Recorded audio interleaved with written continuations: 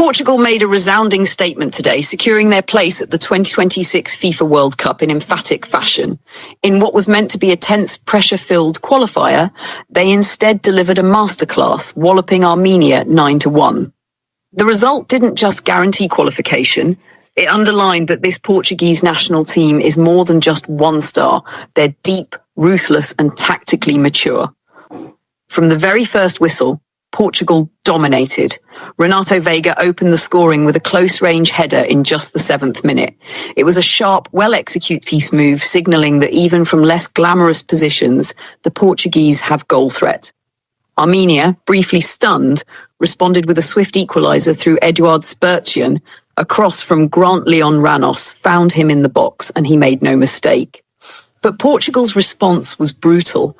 They methodically retook control. Gonçalo Ramos restored the lead soon after, and then João Neves added a brace before halftime, including a sublime free kick curled into the top corner.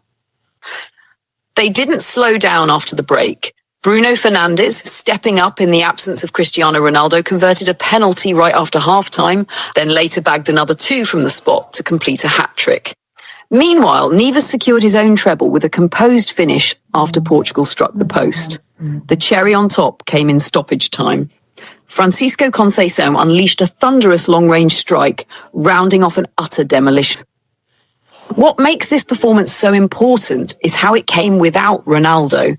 The captain was suspended following a straight red card he picked up in the previous game against the Republic of Ireland.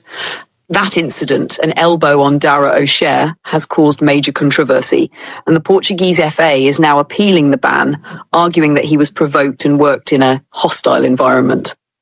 His absence tonight could have been a problem, but instead, the rest of the squad rallied and showed real character. Fernandes and Neves stepped into the spotlight and delivered when it mattered most. Tactically, Roberto Martinez's side looked razor sharp. The midfield had excellent balance. Veiga offered physicality and defensive discipline, Neves supplied creativity and finishing, and Fernandes provided leadership, especially from set pieces and penalties.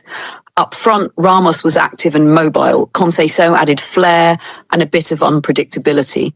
And defensively, Diogo Costa and the backline hardly broke a sweat. They managed to contain whatever threats Armenia offered after that early period.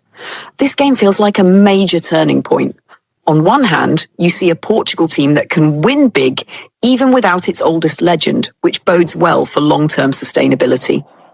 On the other, you have young talents like Neves and Veiga making huge strides and showing they're ready for bigger stages. It's a clear sign that Portugal is transitioning not away from success, but toward a more collective identity. Meanwhile, the fallout from Ronaldo's red card is far from over. The result of the appeal could dramatically influence how much he features in the tournament. If the Portuguese FA wins, he might return earlier than expected.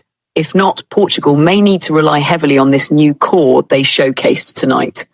Either way, this is not just about qualifying, it's about Portugal's identity going into the next World Cup. Looking ahead, Portugal can be quietly confident. They've locked in their place in the tournament, but more importantly, they've done so in a way that suggests they're not just there to make up the numbers.